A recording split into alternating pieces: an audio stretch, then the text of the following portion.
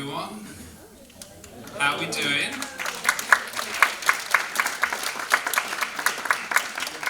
This will be the last time I use this one line, but please, before we start, put your phones on silent or airplane mode. Awesome. So welcome. This is Malibu's annual Poetry Summit. The theme today is transformation.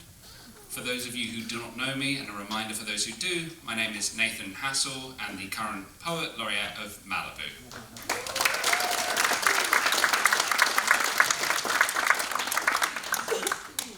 So, why transformation? Think about the last time you truly felt different after an experience. What was the experience? How did it feel? What emerged for you? Today, we're diving into the deeply experienced phenomenon of transformation. And I'd like to start by sharing a personal story with you that reflects this theme. When I moved to Malibu from England in the first month of 2018, I encountered drastic levels of change.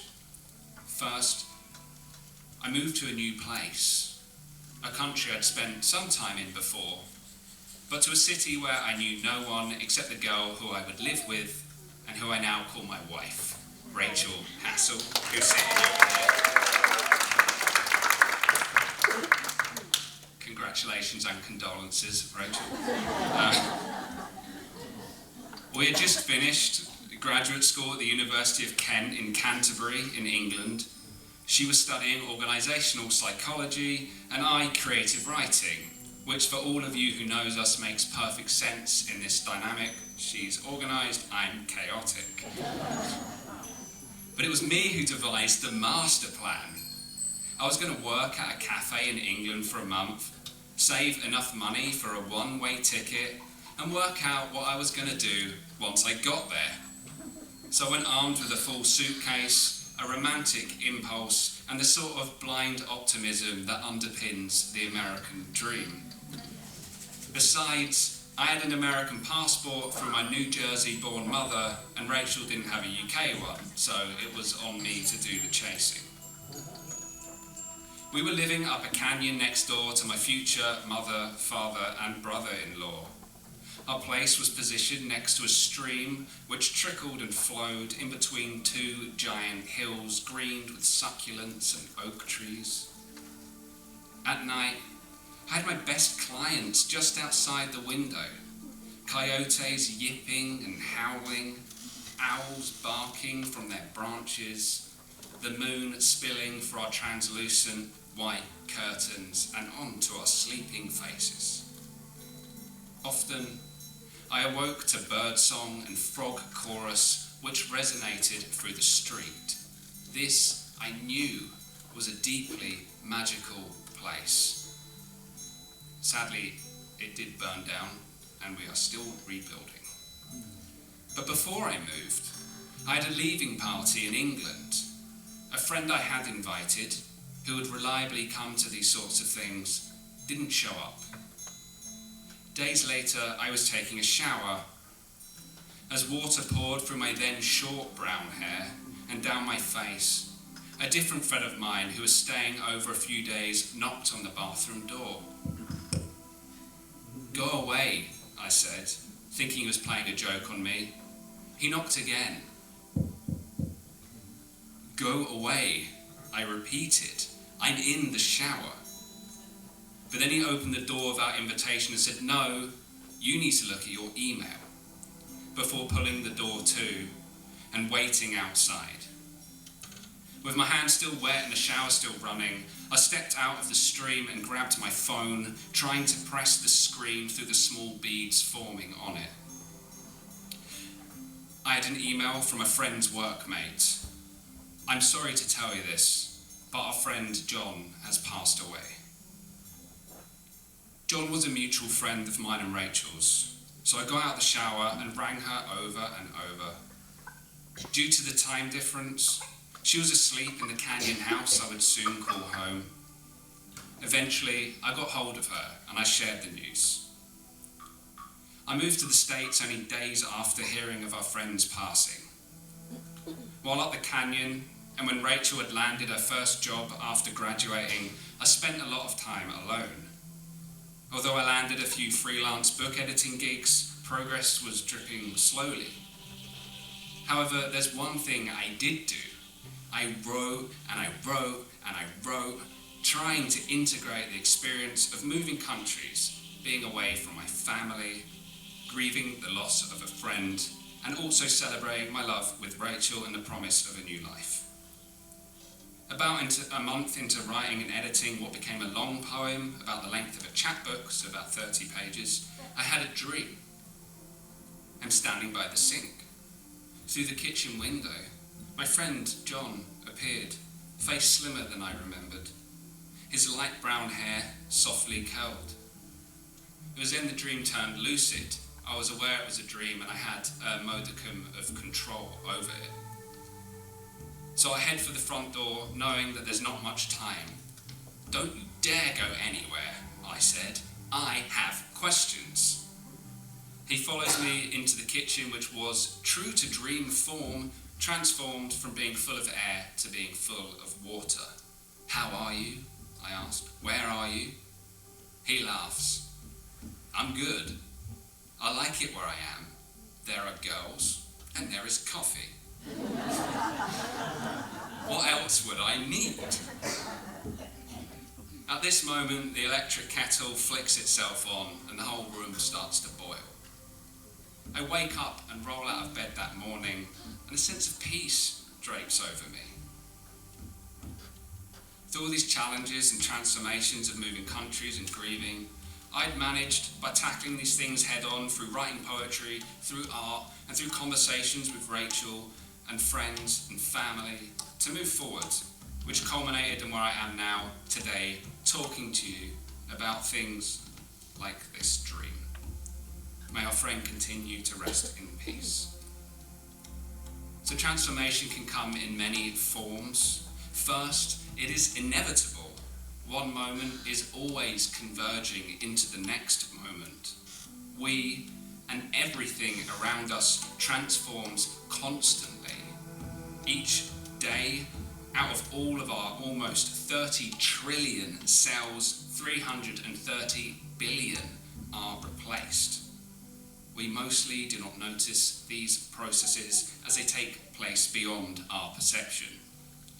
And sometimes a sudden transformation occurs, spontaneous spiritual awakenings, the unexpected loss of a loved one or friend, or an action we take after facing a new truth, or something more modern after going viral. Take our community, for example, which, alongside many others, has experienced significant change through the recent Franklin and Palisades fires, which devastated homes, lives, restaurants, businesses, schools, churches, and displaced communities. This is one of the reasons why community and transformative gatherings such as this are so important. Some transformations, however, are more consciously ordained, listening to or reading a poem, interacting with a piece of art, theatre or dance, or listening to music, and all other expressive modalities have the potential to transform us. But it's essential we open ourselves up to the possibility to be willing to be vulnerable. So poetry can transform our relationship to ourselves, emotions, thoughts, intuitions, and can alter our relationships to the world around us and allow us to access and express emotions that we so often bury. You'll know when you experience a change from art, as you'll feel it in your body. Your heartbeat can quicken, you get goosebumps, you can get a head high, your breath rhythm changes, your spine can pulse, and more. So today, I ask you to continue to open your heart and mind and ears to the music, poetry, and art that will be showcased, and allow it to challenge, inspire, and delight you, hopefully, into a transformative experience. One thing I can say with confidence is that the person you walked into the room as will have transformed into a different person when you leave. Only you can know how slight or drastic that change is. So once again, welcome everyone to Malibu's annual Poetry Summit, Transformation.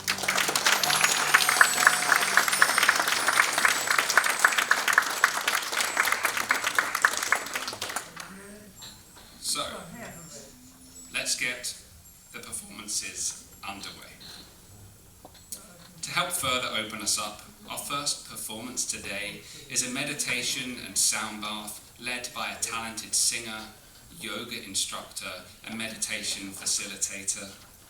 When I first went to one of her sessions, I was instantly struck by her ability to enchant and calm through the playing of crystal singing bowls and effortlessly harmonize them with the poise, skill, and depth of a verbal dancer. Please welcome to the stage Heather Goldman.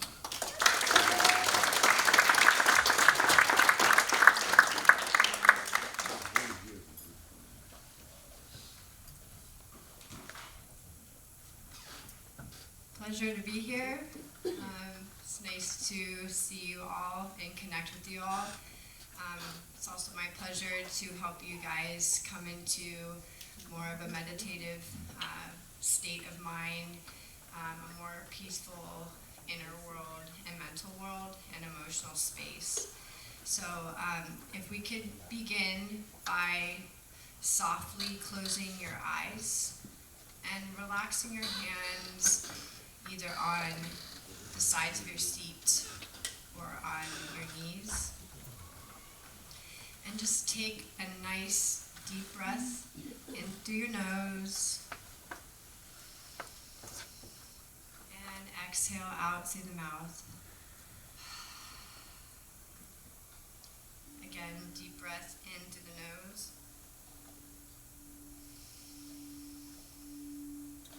and exhale out through the mouth.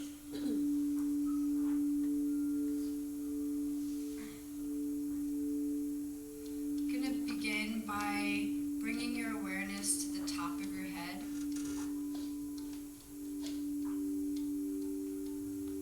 Notice how it feels.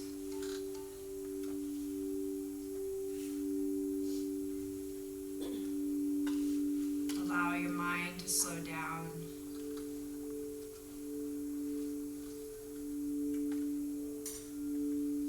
Relaxing your forehead.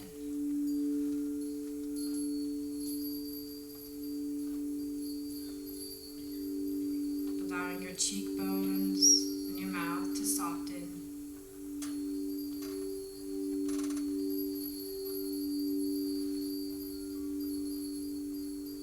Your whole head and your whole face just relax.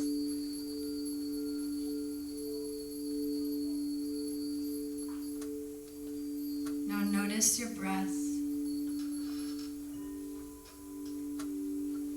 Each inhale that you take in through the nose and out through the mouth.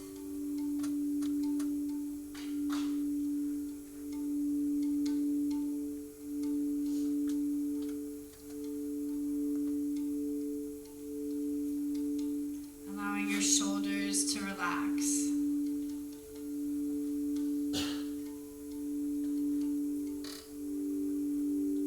Arms to melt and soften.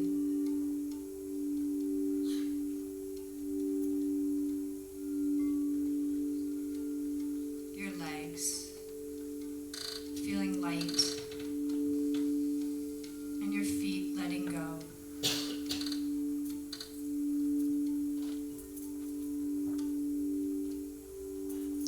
Your whole body as a whole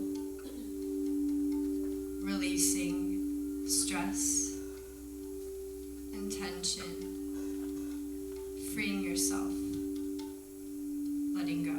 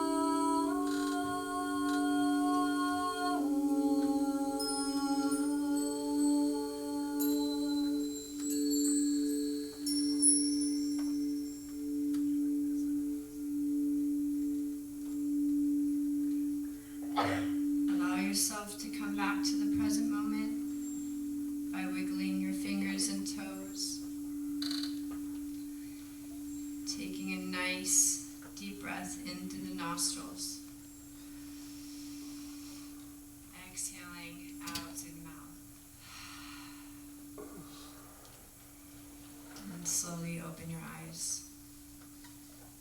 I hope you guys have a beautiful transformation. Namaste.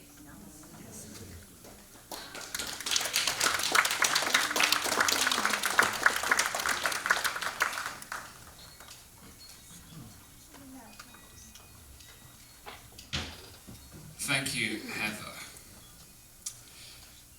Next up to the podium is a lady who's been ever present in the poetry community way before I was here and has been a frequent, reliable face at all readings and workshops. Well read in so many subjects, including music, psychology, physics, and of course poetry. She recently released a book with her son, Chris, called Atmosphere, Infinite, Malibu. This book has photographs from Chris from their house on a hill that overlooks the ocean and captures transforming, colourful clouds, sunsets, nebula, and the moon. And they're accompanied by her deeply moving poems. Please welcome Charlotte Ward.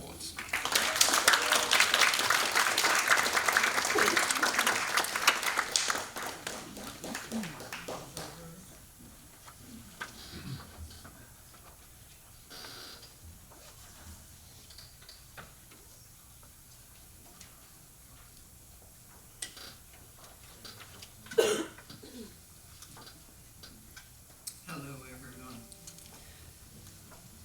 Tomorrow, we will all live in the house of tomorrow.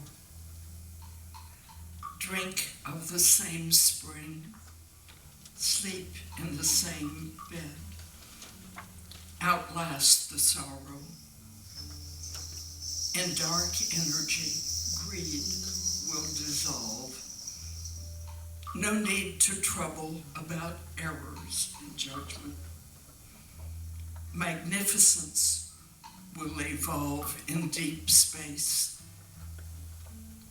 Outside our domain, longing will cease to distress shifting forms of being. As distances decrease toward a cosmic membrane, though the room will have changed, the prophecy will hold. So the mystery, what has rearranged, will remain forevermore beyond intelligence, beyond myth and prayer, and love even. But you,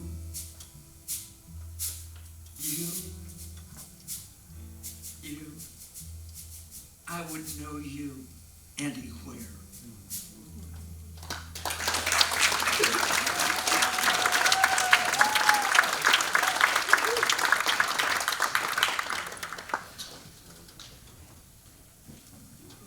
Thank you, Charlotte. Trained at the Royal Academy of Dramatic Art in London, our next performer has an MFA in playwriting from Goddard College and won the Thomas Lux Poetry Fellowship at the Palm Beach Poetry Festival. I met this person during my second term as Poet Laureate and was struck by her ability to write and perform poems that resonate through me on the spot.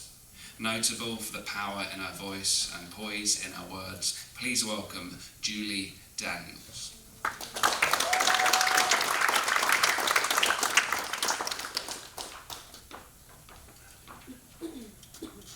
Can you hear me? Yes. Woohoo! So I'm going to send this poem out with love to beloved Malibu. It's called Tenderness. Hold us as we struggle to rise through burning skies and parched earth where now only embers fly. Hold us for the tree my father planted when I was born, now slashed away on a stranger's devastated, crushed driveway. Hold us for homes that housed family dinners and birthdays, pencil marks on the wall when we were this tall and that. Hold us as we watch helplessly the burning of our parks, the play, swing, and monkey bars on this now no one's land. Hold us while we weep for beloved's lost schools and pets, almighty everywhere. We can't take any more of this test. Hold us, fellow beings, across this big and gracious land. We're your sisters and your brothers who in December put strawberries in your hands. Hold us in your darkened theaters on screens of silver. We show you all your precious might-bees. We are gentle beings, just like you. So much more than glitz and glam. We are brittle and broken in our desert by the sea. Oh, do a rain dance with us for Mother Earth and Father Sky on Tongva Land and Malibu, over every valley and every peak, and see the angels fly. They fly with love and tenderness and embrace our shattered bones. They remind us it's all of our city, our now, our forever home.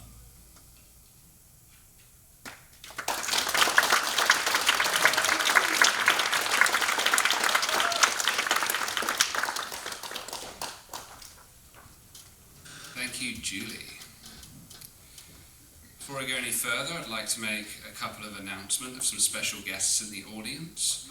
First are the ones who flew all the way here from England, who have been there for every transformation in my life so far. The two people you can either thank or blame for my existence. Please give it up for my parents, Paul and Sharon Dastel.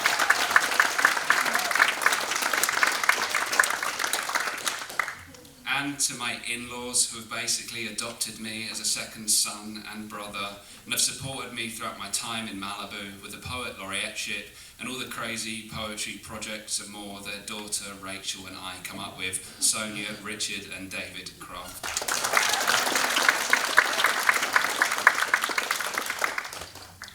On we go. Next up is a talented multidisciplinary artist known for a stylish dress sense and a call to live a non-ordinary life. She has also been ever present at poetry events and recently released her first book, Cotton Ball in the Wind, that says no way to a traditional and palatable life. Please welcome Shifra Wilder.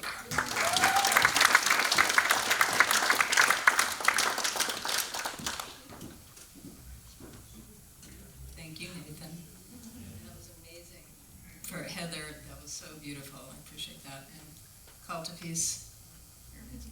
Everybody's amazing. You're all amazing. Okay. Fine. The dog is amazing. A secret seed. No one tells the oyster that beauty will come from the wound. An irritant invades, uninvited, abrasive, and the shell responds, not with violence, but with layers of quiet, gleaming resistance. Over time, what once hurt becomes a pearl. In the stillness of a cocoon, the caterpillar dissolves.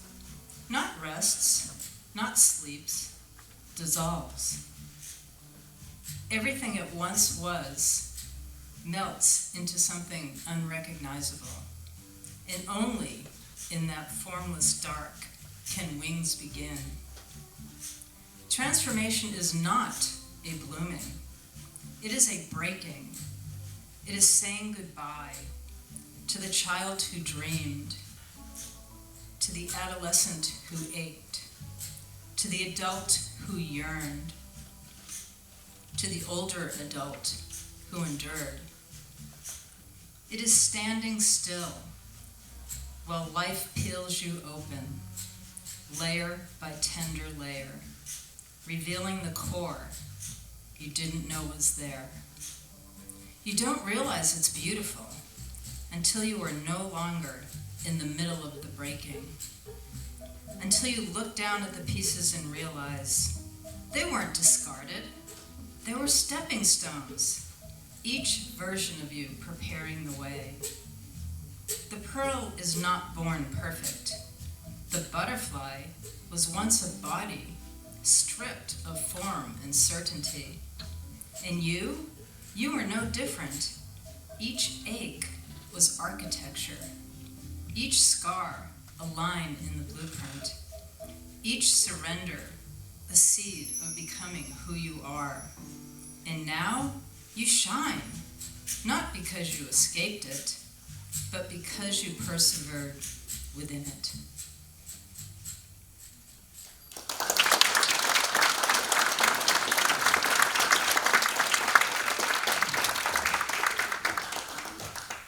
Thank you, Shifra. Next up to the podium is a lady who took a break from a years-long practice of spirituality meetups to come celebrate poetry and transformation with us here today.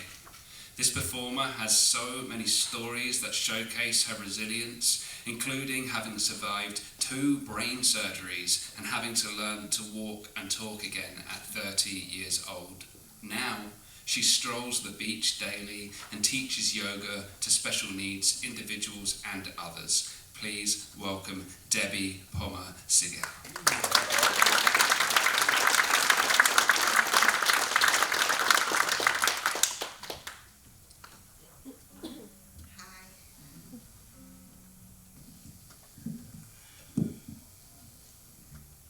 This is called Blues. Blues, you are my familiar. Your slow, sweet rhythms and low moaning bliss are felt in my bones and cause my body to sway. Blues, your honey is nectar I crave. My body needs to move and you do the job with savoring bliss. Blues, you feed my bones and fill my fluids with vibrations only you can do. Blues, as Kebmo noted, I feel you from my fingers to my toes, and when I move my hips and part my lips, you know I'm feeling fine. Blues, I bow to you and praise thee with the prayer that only my body can express. Blues, my life is richer because of you. My soul is nourished because of you. Blues, you are my familiar, and I am grateful for your soulfulness you have filled my body and my life with. Blues, you are my ever-loving muse.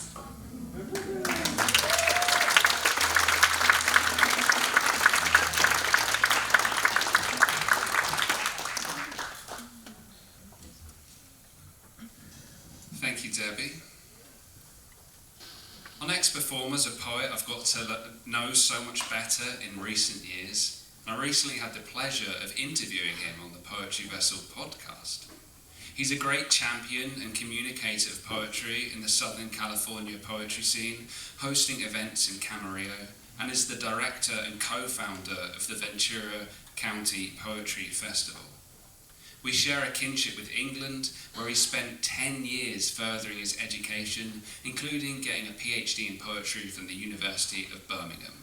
His chapbook, Saculum, was published by Bear Fiction in 2018. Please welcome Dr. Sean Coletti.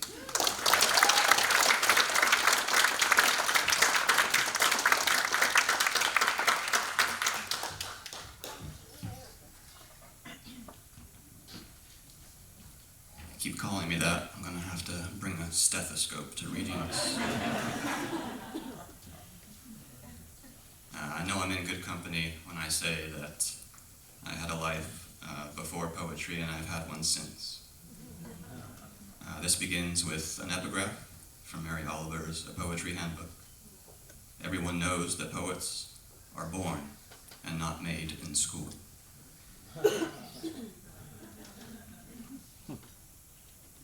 I was conceived when I was 17. My parents were John Dunn and Randy Cox, a high school teacher 3 years past retirement. Two fathers who got together one weekday first period and spoke the anticipation of me into existence with goo-goo spondies and gaga trochees. I wasn't born until years later, unsure if this would be just another flirtation, another thing to try on and see how it fits. The birth itself was unceremonious, like dumping a fish tank into the Pacific and sniggering, "Good luck."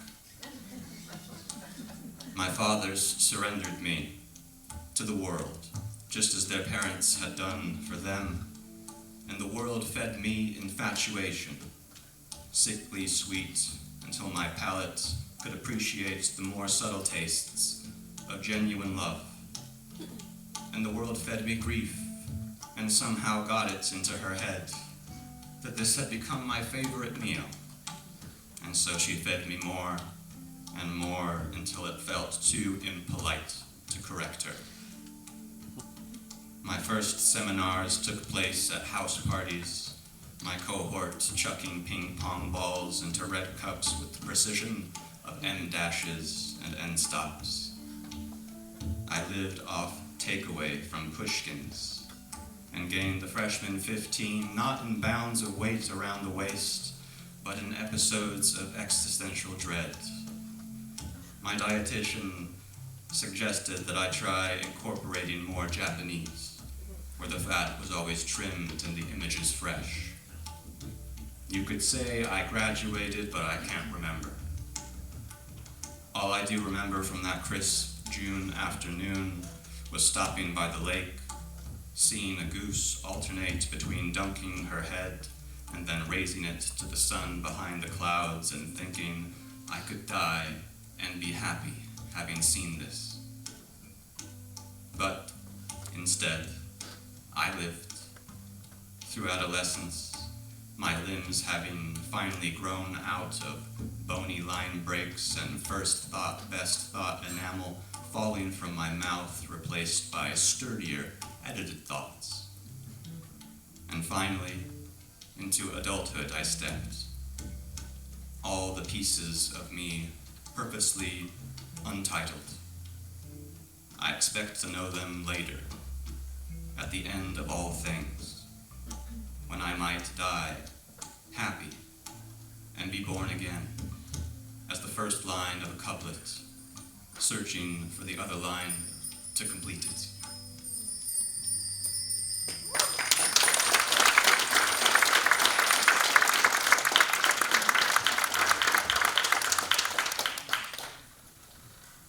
Thank you, Sean. Before I go any further, I'd like to give another shout out. First, to the organisation that the band is also named. A Call to Peace is a band and a non-profit organisation. It activates the power of art, music and other forms of expression to amplify the voices and work of non-profits fighting for human rights, a sustainable planet, equality and peace. Through their events, they don't preach peace, they create an experience of it. A powerful call to remember and reclaim our inherent peaceful nature and urging us to feel it and make it a daily reality.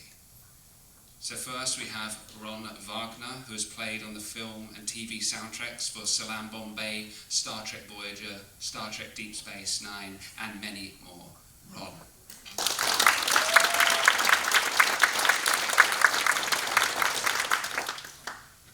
And over there we have Federico Ramos, who has recently featured at the Oscars ceremony, performing songs from the award-winning films Coco and Encanto, which accumulated 3 Oscars and a Grammy. Federico Ramos.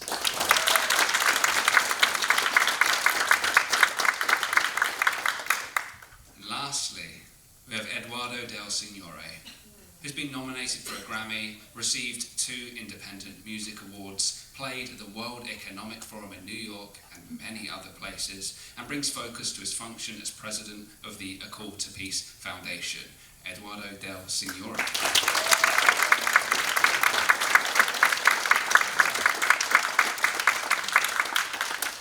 Call to Peace. Let's keep going.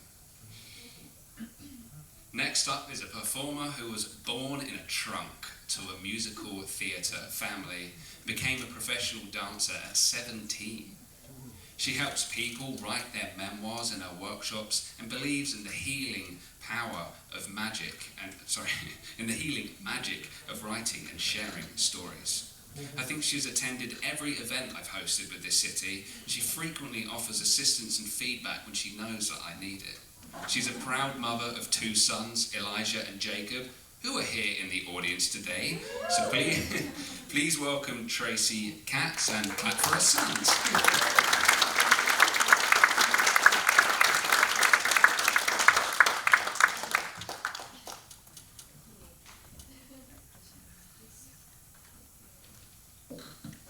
All right.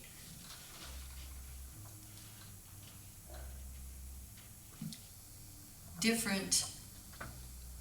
We are a different people 1,000 times a day, weaving up slumber into misty fog of morning. Fading dream state slowly slips into tick of the too much clock. Caffeine brings forgetting or remembering, urging one towards the day, the to-do list. How important is it? Hope leans in like songbird or glint of monarch landing on lavender lilacs. Bees live short lives, I am told. Is that why they are so busy escorting their queen? Who will escort me at this time? Maybe higher ground is enough.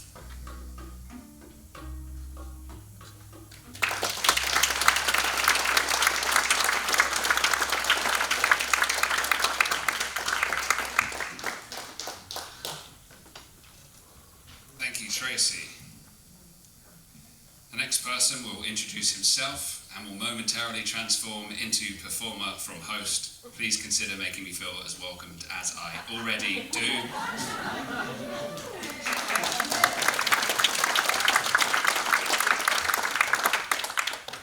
Okay. This poem is called A Californian Forest of Gold and Shadow. The whiskey sap seeps drunkenly down the scaly palm trunk. It's late afternoon. The orange mouth is caught in its blue dome. It slurs through the leaves, liquid tongue dripping onto fallen skeletal fronds, spilling puddles of shade across the ground like the broken base of a dark glass. There's newness coming, like how words sit effortlessly, syllable upon syllable. Inside the wrist's long vein, the end of the old ebbs, blood rolling maple thick into the emergent. But outside this body, the dew, an unspoken idea, glistens on each grass blade like a tooth.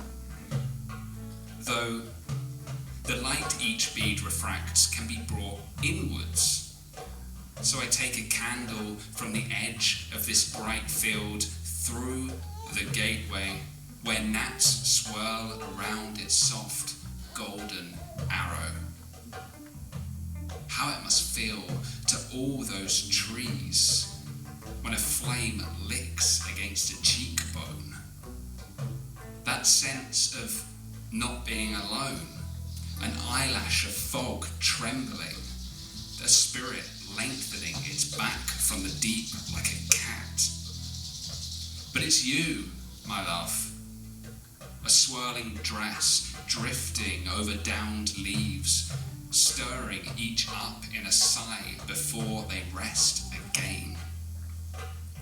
When close, we take hold, chest pressing chest, heartbeat cooling into heartbeat through each thinning membrane. We could go deeper into that fleshy poem that stretches over the cloaked side of the rising moon. That borrowed light, that silver rain which centuries ago soaked the still earth, called a redwood seed to plume itself like a thigh bone and break into the 10,000 things it now is, boughs soaring high above us. And nestled inside the shadow of that breathing tower, we wait as the wind moans softly as a great snow, our skins crawling with goosebumps. Under its silent weight, a branch snaps, plummets over our heads like a collapsing star and erupts into trillions upon trillions of question marks.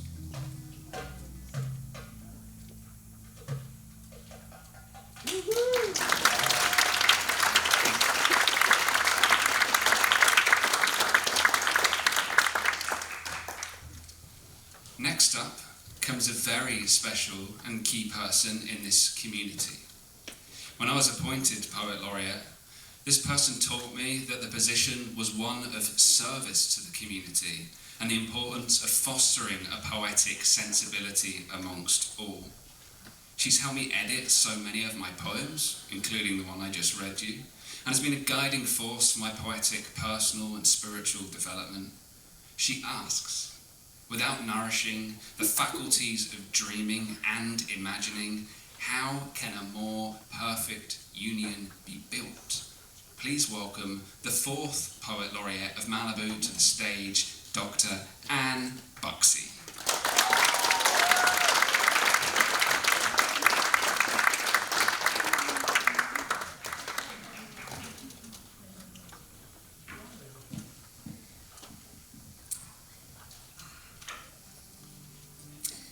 Where do you think you're going? My daughter asks, as I hustle toward the hotel lobby. I don't answer. Only the wind knows, the life-giving breath of spirit ever urging.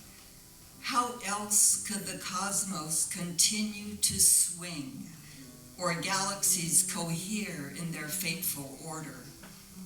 How else the fissions and fusions that yield energy and water? Outside my window a breeze stirs the cottonwood tree. Leaves shiver. A wave of fertile fluff floods the air, rising and falling, floating in a spring shower, scurrying across asphalt, heaped on curbs' shoulders, drawn down dusty lanes into the creek. I rise and fall, tack from worry to doubt. I fight the current. Hurry, scurry. Where do I think I'm going? In the Antarctica winter of 1934, Admiral Byrd's breath crystallized. He listened felt the silence, the harmony, the strain of a perfect chord. Instantly he knew he was part of it, would never drift beyond the scope of this love and care. That's where I think I'm going, Mi'iha, there, without passwords or usernames, spinning through water and fire and flesh, through doubts and perplexities and hotel lobbies. In time, I will leap from this worn body, transformed by another stroke, agile, blithe, and powerful, no longer fighting the currents, filled with another wind. There, in a far destiny, I am alive, loved. There, Mi'iha, where else?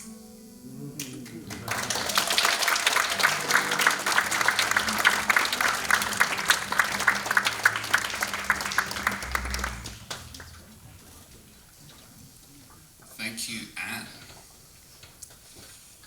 Next up, we have our featured reader for this event.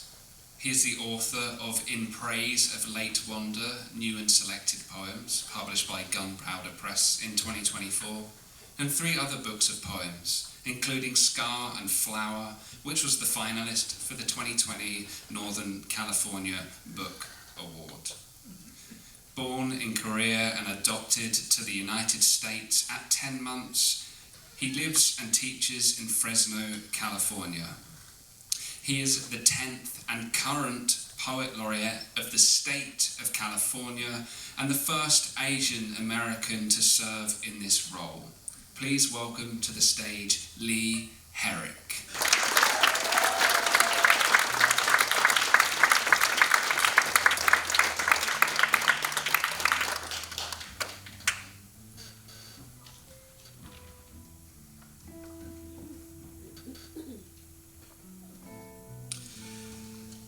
Thank you very much. Before I read just a few poems, I wanted to take a minute of my 10 minutes or so and say a few thank yous. One, just for the beautiful music, Call to Peace, thank you.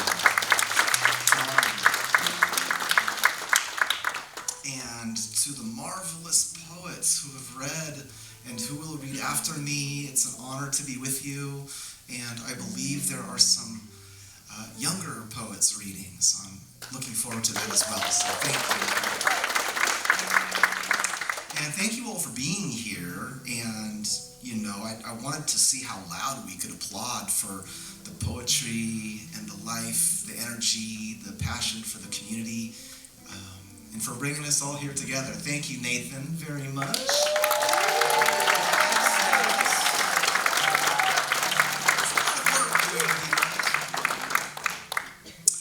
So I'm going to read, I think 3 or 4, probably 3. My California. Here, an olive votive keeps the sunset lit, and the Korean 20-somethings talk about hyphens, graduate school, and good pot. And a group of 4 at a window table in Carpinteria discuss the quality of wines in Napa Valley versus Lodi. Here, in my California, the streets remember the Chicano poet whose songs still bank off Fresno's beer-soaked gutters and almond trees in partial blossom. Here, in my California, we fish out long noodles from the pho with such accuracy, you'd know we'd done this before. In Fresno, the bullets tire of themselves and begin to pray 5 times a day. In Fresno, we hope for less of the police state and more of a state of grace. In my California, you can watch the sun go down like in your California, on the ledge of the pregnant 20 22nd century, the one with a bounty of peaches and grapes, red onions and the good salsa, wine and japchae. Here in my California, paperbacks are free. Farmers markets are 24 hours a day and always packed. And the trees and water have no nails in them. The priests eat well. The homeless eat well. Here in my California, everywhere is Chinatown. Everywhere is K-Town. Everywhere is Armenia Town. Everywhere, a little Italy. Less Confederacy. No internment in the valley. Better history texts for the juniors. In my California, free sounds and free touch. Free questions, free answers, free songs from parents and poets, those hopeful bodies of light.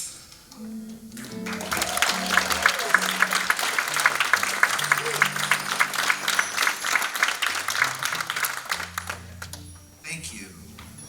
So, I don't know if any of you are word game people, like Scrabble, Wordle, the other ones. I was on a flight once doing the crossword puzzle in front of me in the magazine, in the seat in front of me, and a couple people had started the crossword puzzle, and then I jumped in and tried to finish it. Ended up with a poem. So this is called Flight.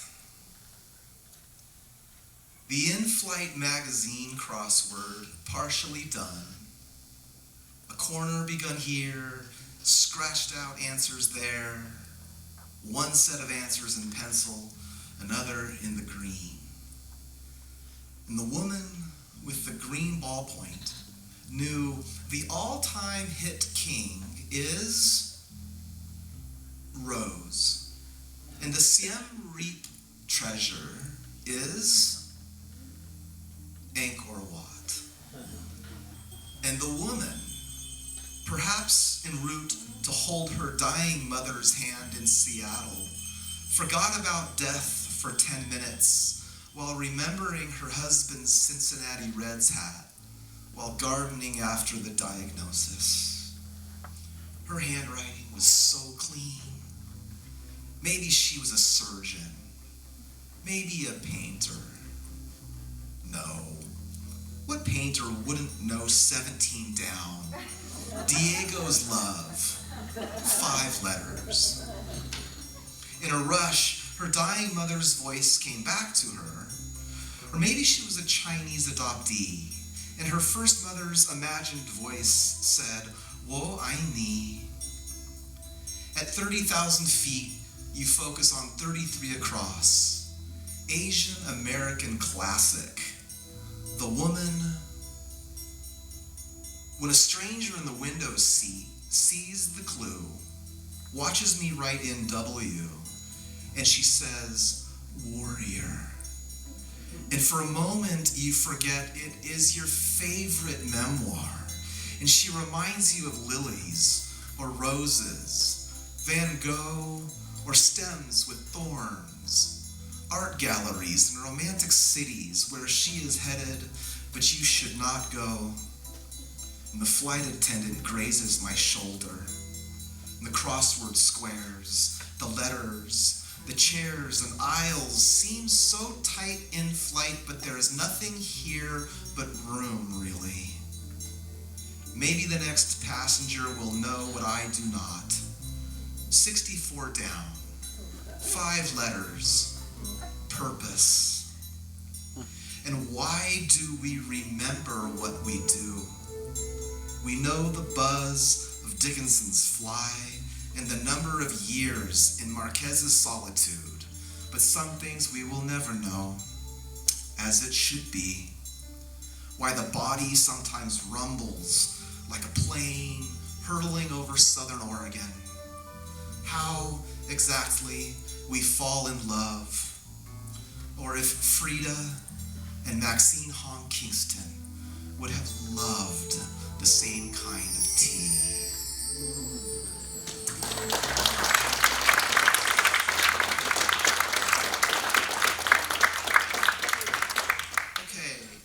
Thank you. I think I'll just read one more. These are from my latest book called In Praise of Late Wonder. And before I read this, I just wanted to echo a few of Nathan's really wonderful comments at the opening of this program about transformation. And I'm a little etymology geek, and I know that the prefix trans means across, or change, or beyond, or moving through. And as Nathan wisely said, we are constantly, and even minutely after this, I know I will be transformed. But the way I often think of that prefix in my life is a transnational, transracial adoptee across countries from Korea at 10 months being raised here in a white family in the East Bay. Transracial, Asian American in a white family, can be challenging and perplexing, the idea of changing, but invariably I think joyful.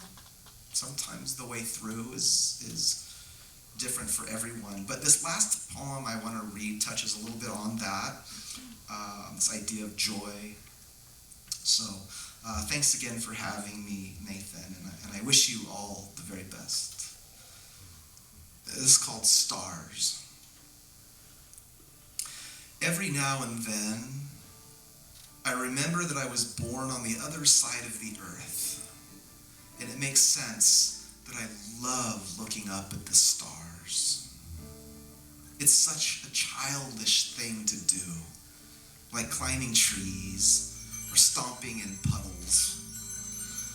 But there's some strange pull and simple satisfaction from looking at the stars after all these years. I wonder if a man my age in Korea has the same love.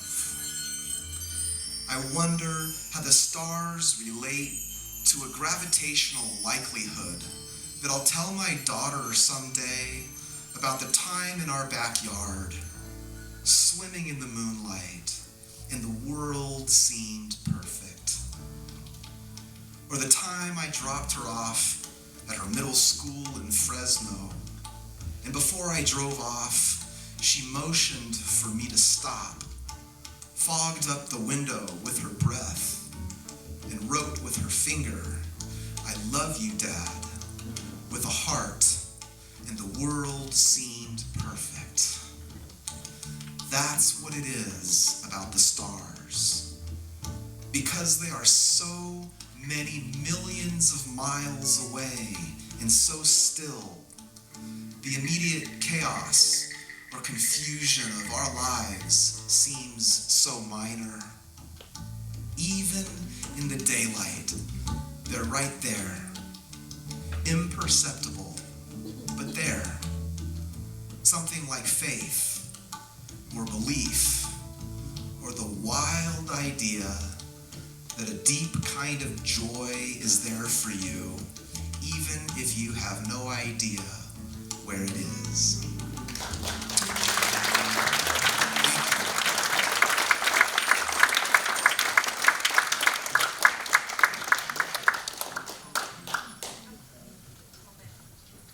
Can we hear it one more time for Lee Herrick?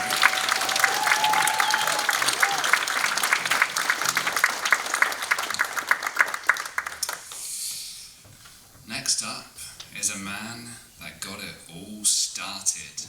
Someone that took me under his wing when I awkwardly stumbled into the poetry community here back in 2018.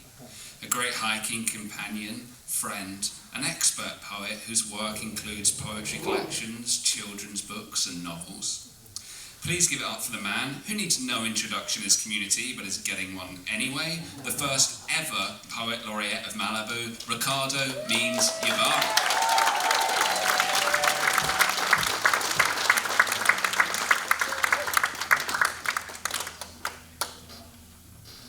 Oh, wow, look at you all. So I also want to thank Mr. Lee Herrick and all the poets that have read and the poets that are going to read, but I get to honor Nathan and Rachel. What an incredible couple, right? I'm going to give you my highest honor the last 2 years has been a howl.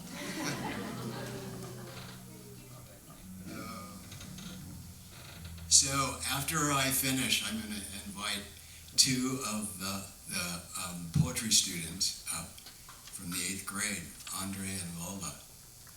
And last week I got the time to spend some time with them, and they had brought up an entirely new poem. Each one of them had written a new poem for this, for us, for the summit.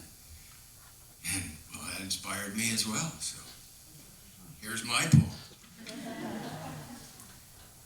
What I have learned from frogs. The bright, glossy, highly saturated, but very tiny poisonous frogs are everyone's favorite. I know enough not to handle them, touch my fingertips to eyes, lips. So why did I step into the street at that particular moment? Why did I step with utter abandon, lighthearted, lightheaded? Why was I so giddy at age 12 with a woman I would never see again? She was my father's lover. We were in Mexico. She was from Canada, and I liked her very much, but knew the moment I stepped off the curb. Madre de Dios, Madre, the middle-aged, helmetless motorcycle driver, said, eyes lifted, while I stared into his, perched miraculously upon the front wheel mudguard, one bright, highly saturated morning.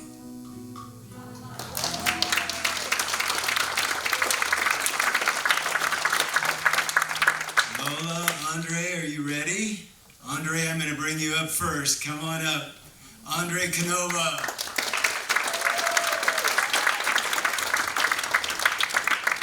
Andre is a fabulous poet. You will be amazed.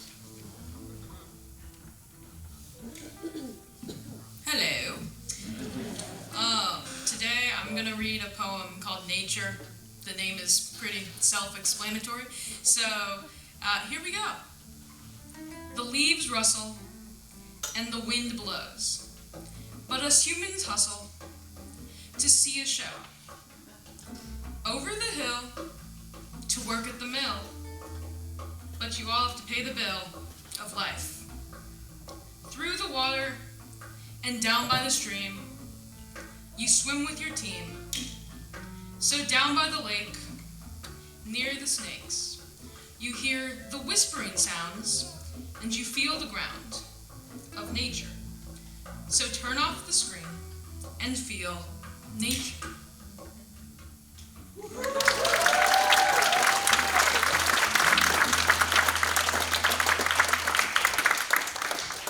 Thank you, Andre. Again, Andre.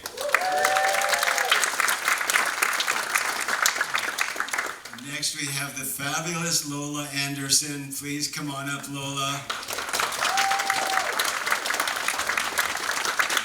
Jolene, Nathan, and I have had the pleasure of working with her since the 5th grade. Yes.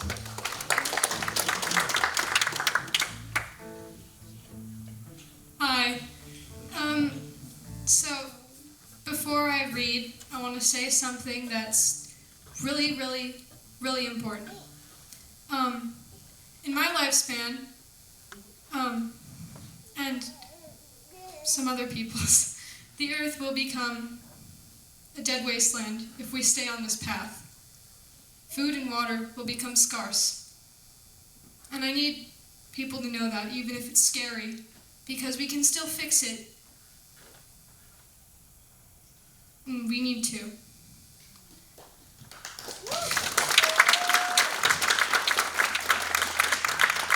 I love her. Her beauty never fails to astound me, leaving me transfixed, as even the most simple aspects of her are ineffable. She's only grown more with time, always weaving and adapting to each change. Her beautiful flowing waves, swaying with a soothing rhythm. Even her wrath, horrifying, yet with such magnitude and strength that I can't help but respect her for it. She has grown old. Her heart, strong, has begun to falter, not of her own volition, faltering with the burden of time. No, she's been poisoned. Her eyes, once lovely and welcoming, have become glazed over in sickness. The children from which had leached off of her with no knowledge of the toll it took, they are now the ones who must change. Mother Nature deserves that much.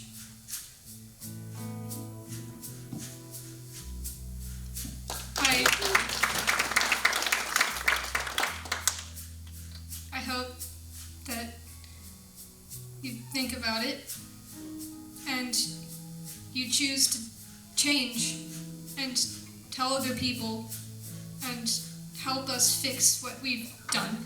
Thank you.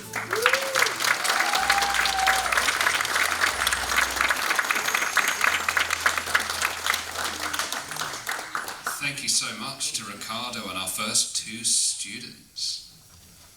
Next up is a performer with the most infectious enthusiasm I know, which especially translates to the education of children and adolescents in our local schools. She's worked as a poetry teacher in schools for many years, transforming the lives of kids by helping provide them with an early, positive poetry experience, something which I believe is so important because so many people tell me they've been put off by poetry because of something that happened in school. She served on Malibu's Poet Laureate Committee since its inception in 2016 and has taught me that bursting up and out of my English reserve is sometimes a good thing. Please welcome to the stage Jolynn Regan.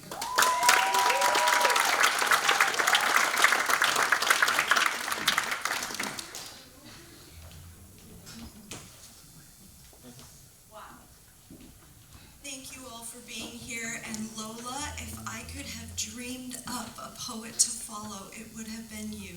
What an honor it has been to teach you since 5th grade, and thank you to all of our student poets. We have 2 more that are coming. I have to see if JD is in the house. I don't know if he made it, but we have a couple of other student poets. So, here we go. Fusing. The fork in the road, polished, shiny, silver or gold. Choices, chances unfold. Skipping down the path less picked, lit by moon and stars in stride. Jasmine dreams smell sticky sweet where no 2 roads collide. Or trudging down the dusty dank, in mass with heathen hordes. Whatever golden disillusion says, life misspent, gorged. I do not flip that copper coin, letting the odds decide. Risking road rage, guts strewn about, scoring raw, bloody hide.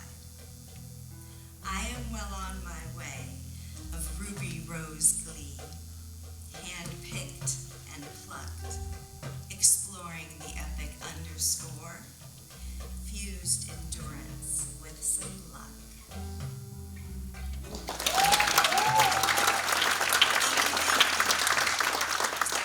And now for our incredible 5th grade poet from Miss Coy's class at Malibu Elementary, the one, the only, the guy with the coolest name and the best poetry, Mr. Ezra Allison. Welcome to the stage.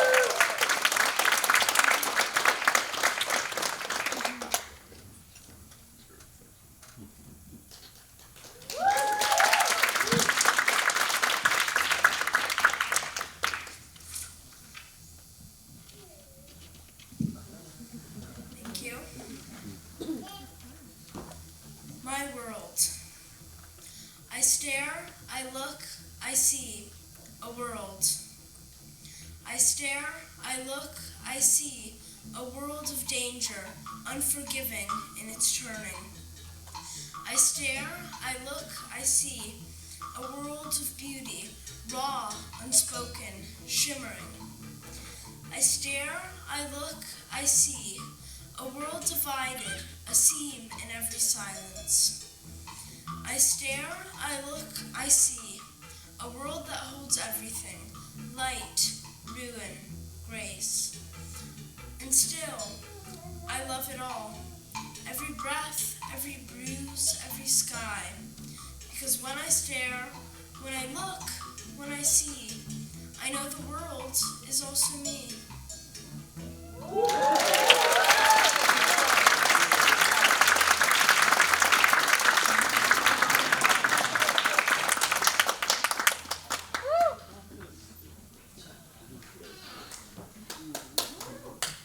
Thank you, Ezra and Jolie. Before we move on, I'd like to thank the City of Malibu for putting on this event, the tireless work of Kristen Rizego, Carla Busquez, Amanda Regali, who's now moved on to work elsewhere, Brittany Saleamua, Melanie Carras, Alexandra Elizondo, and all others who have made this possible. Thank you.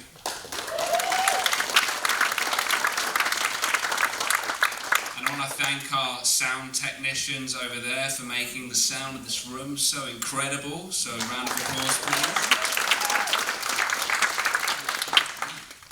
Next up, we have a singer, a Grammy-nominated artist, two-time Independent Music Award winner, and internationally celebrated dramatic coloratura soprano.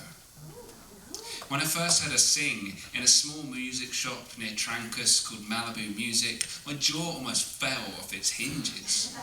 From operatic power and singing direct from the soul, she's the creator of country opera and the Rocky Mountain Orchestra, a genre-defying ensemble featuring Oscar and Grammy-winning artists.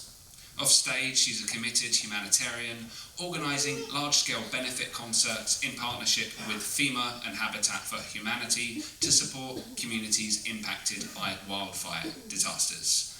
She will be performing with a call to peace. Please welcome Sonia Casarova.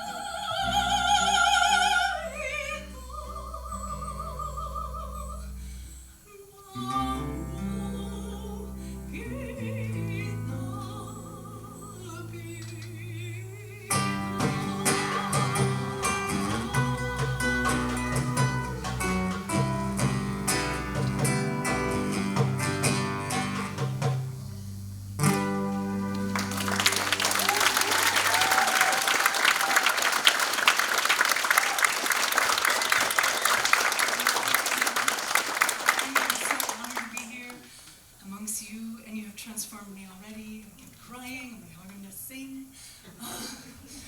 This piece next that we will do is from my album Desperado Debutante, which is a country opera crossover. But I dedicate this to all of you wonderful, loving human beings.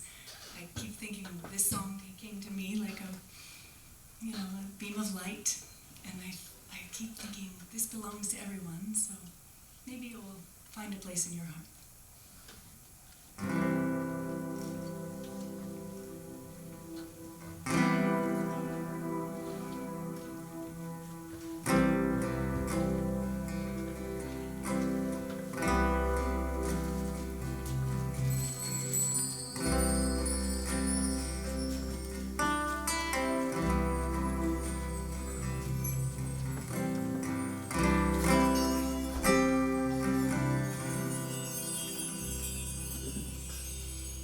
Thank you for loving me. Thank you for running to me, and for magnolia trees, for honeybees,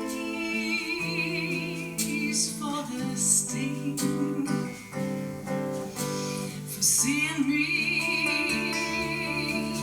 all in green. You were walking and talking circles around me, for the real thing. When you pick me up, for never giving up, for seeing me all in green.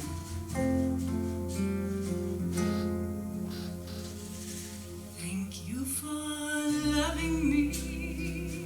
Thank you for running to me, and for magnolia trees, for honeybees, for the sting, for seeing me all in green. Now you woke up and stole that God hand to me, for the songs that you sang, for the rain, counting summer days, melting in dew, for shading me, for breaking me, for catching flying me.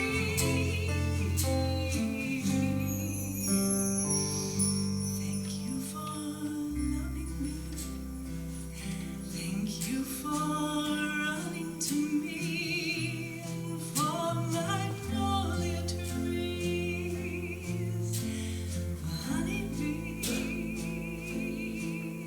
for the sting, for seeing me all in green. For magnolia trees in the rain, honeybees, for the sting.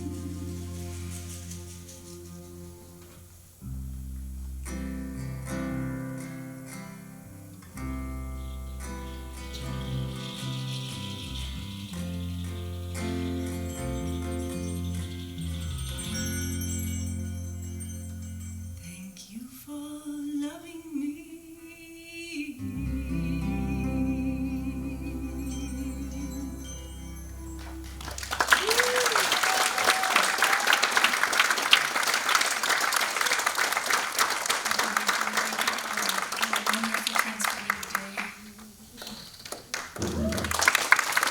Thank you, Sonia, and applause, please.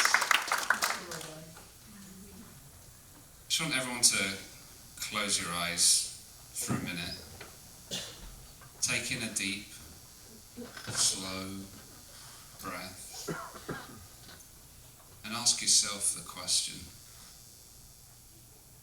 how different am I from when before I came into the room?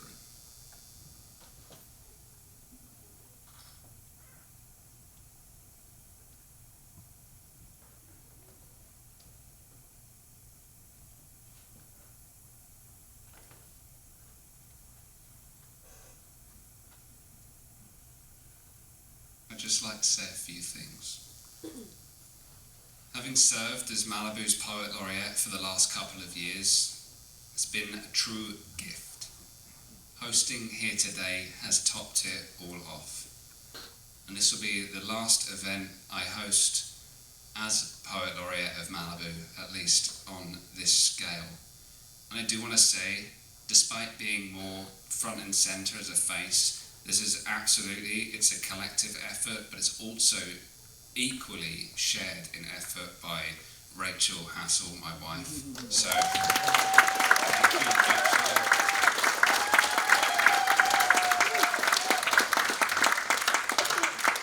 Rachel is at all the events, she is filming, she is editing. These things do not happen quickly. You might see them come up online, but they take so long, so much improvement. She took over my hosting duties one time when I was ill and stepped up and did it all. So, Rachel, thank you. You're great.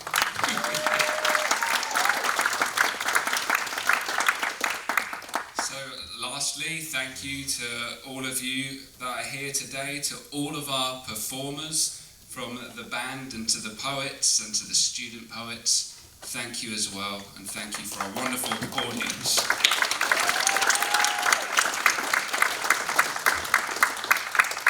So I appreciate you all being here. There will be refreshments served out in the back, and if you are unsure what to talk about, maybe ask each other what you feel has transformed since when you first came in.